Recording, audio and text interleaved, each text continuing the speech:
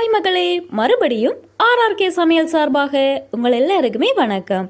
இன்னைக்கு எங்கட கிச்சனில் என்ன ஸ்பெஷலான காணொலின்னு சொன்னால் வட்டு கத்திரியை வச்சு தான் நாங்கள் ஒரு கறி ஒன்று செய்ய போகிறோம். இந்த கறியை எப்படி செய்தோம்ன்றதை வாங்க வீடியோவில் பார்ப்போம்.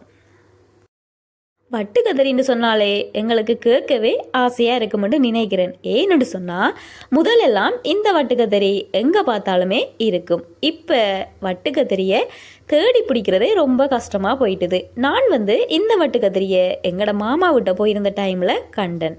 அந்த டைமில் இதை மிஸ் பண்ணக்கூடாதுன்னு சொல்லி இந்த வட்டு கத்திரியை நான் பிடுங்கி வந்திருந்தேன். உண்மையிலேயே இந்த வட்டு கத்திரியில் நிறையவே மருத்துவ குணம் இருக்குது. இந்த இலை, தண்டு, காய் எல்லாத்துலேயுமே நல்ல மருத்துவ குணம் இருக்குது. ஆனால் இது எல்லாத்தையுமே நாங்கள் சரியான முறையில் தான் உணவில் சேர்த்து கொள்ளணும். நிற்காத பல் வருத்தத்துக்கு கூட இது சிறந்த நிவாரணியாக கூட இருக்கும். அதோடு கூட எங்களோட உடல்ட இரத்த அழுத்தத்தை கூட சீர்படுத்துறதுக்கு ரொம்பவே நல்லது. சரி, நாங்கள் இந்த வட்டு கத்திரியை எப்படி சமைக்கலாம்ன்றதை இந்த காணொலியில் பார்த்து தெரிஞ்சு கொள்ளுவோம்.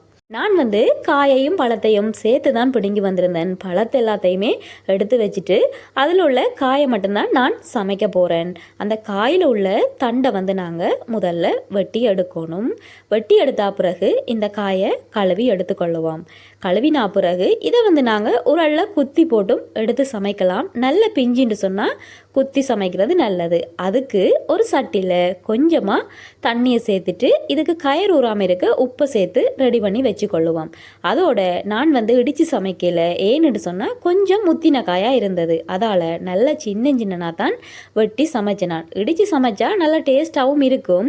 ஆனால் கொஞ்சம் பிஞ்சியாக இருந்தால் இடித்து சமைக்கத்தான் நல்லா இருக்கும். இது கொஞ்சம் முத்தலண்டபடியாக வெட்டி சமைச்சா தான் நல்லாவே அவிஞ்சு நல்ல டேஸ்ட்டாகவும் இருக்கும் சாப்பிடும்போது. அதால் தான் நான் சின்ன சின்னனா வெட்டி எடுத்திருந்தேன். இப்படி ஏன் வெட்டுறேன்னு சொன்னால் அந்த முத்தின விதையெல்லாம் நாங்கள் எடுத்துடணும். இல்லைன்னு சொன்னால் கொஞ்சம் கசப்பு தன்மையாக இருக்கும்.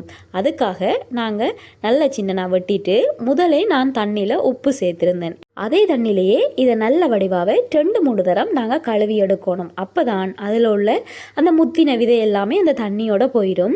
இதோட சேர்ந்திருக்கிற விதை எல்லாமே பிஞ்சு விதையாக தான் இருக்கும். அதால் நாங்கள் நல்ல வடிவாகவே 2-3 தரம் கழுவி எடுத்துக்கொள்ளுவோம். எடுத்த பிறகு எல்லா முத்தல் விதையும் தண்ணியோட போயிடும். ஓகே, நாங்கள் இதை உடனே சமைக்க போகிறோம்னு சொன்னால் தண்ணியில் ஊற விட தேவையில்லை. நல்ல வடிவாகவே வெட்டினா பிறகு கழுவி ஒரு பாத்திரத்தில் எடுத்து வச்சிடுவோம்.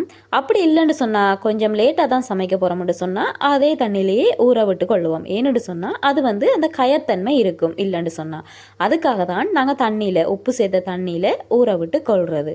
இந்த வெப்பமான காலத்தில் இப்படியான வட்டு கத்திரி எல்லாம் உங்களுக்கு கிடைச்சிதுன்னு சொன்னால் மிஸ் பண்ணாமல் உணவில் சேர்த்துக்கொள்வது உங்களுக்கு உடம்புக்கு ரொம்பவே நல்லது. ஓகே, ஒரு சட்டியில் கொஞ்சமாக தேங்காய் சேர்த்துட்டு தேங்காய் சூடு வந்த பிறகு சின்ன வெங்காயத்தை நாங்கள் சேர்த்துக்கொள்வோம். அதோடு கூட ஒரு செத்தல் மிளகாய், 2 கொச்சி மிளகாய் எல்லாத்தையுமே சேர்த்து எண்ணெயில் நல்ல வடிவாகவே தாளித்து கொள்ளுவோம். சின்ன வெங்காயம் தான் இந்த கறிக்கு ரொம்பவே டேஸ்ட்டாக இருக்கும். அதோடு கூட கொஞ்சமாக பெரிய சீரகம், வாசத்துக்கு கருவேப்பிலை எல்லாத்தையுமே சேர்த்து இந்த எண்ணெயில் நல்ல வடிவாகவே வதங்கி வர டைமில் இடையில தக்காளி பழத்தையும் ஒண்டை வெட்டி அதில் சேர்த்து கொள்ளுவோம்.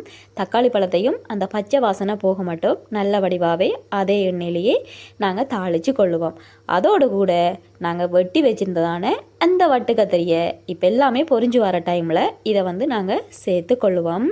சேர்த்தா பிறகு நாங்கள் இந்த வட்டு கத்திரியில் கொஞ்சம் தண்ணி சேர்ந்துருக்கும். அதோட நாங்கள் எண்ணெயில் தாளித்த எண்ணெயும் இருக்கும். ரெண்டுமே நல்ல வடிவாகவே அவிஞ்சு வரும். எந்த விதமான தண்ணியும் நாங்கள் இதில் சேர்க்க தேவையில்லை. நல்ல வடிவாக 2-3 தரம் கிண்டிட்டு கொஞ்சமாக மஞ்சள் தூள், இந்த வட்டு கத்திரிக்கு தேவையான அளவு உப்பு ரெண்டையும் சேர்த்தா பிறகு வடிவா எல்லா பக்கமும் நாங்கள் கிண்டி விடுவோம். கிண்டி விட்டா பிறகு எல்லாமே உப்பெல்லாம் நல்ல வடிவாக சேர்ந்துடும். மூடி ஒரு 2-3 நிமிஷம் அவிய விடுவோம். அடுப்பை நல்லாவே குறைச்சி விடுவோம். அல்லது தணலில் விட்டால் கூட நல்ல வடிவாகவே அவிஞ்சு வரும். நாங்கள் இந்த வட்டு கத்திரியை சின்ன சின்னனாக தானே வெட்டி இருந்தோம். அதால் இருக்கிறதான எண்ணெயிலையும் தண்ணிலையும் நல்ல வடிவாகவே அவிஞ்சு வரும். அவிஞ்சா பிறகு இதுக்கு ஒரு கரண்டி மசாலா தூளை சேர்த்தா பிறகு தேங்காய் பால் கொஞ்சமாக சேர்த்துக்கொள்வோம். நல்ல டேஸ்ட்டாக இருக்கும். மிளகுத்தூள் எல்லாம் நாங்கள் சேர்க்க தேவையில்லை. அதோடு கூட மாசி கருவாடை இடித்து நல்லா சின்ன சின்னனாவே சேர்த்துக்கொள்வோம். சேர்த்தா பிறகு நிறைய நேரம் இது கொதிக்க தேவையில்லை. நாங்கள் சேர்த்ததான அந்த மசாலா தூளோட பச்சை வாசனை போனாலே எங்களுக்கு ஓகே.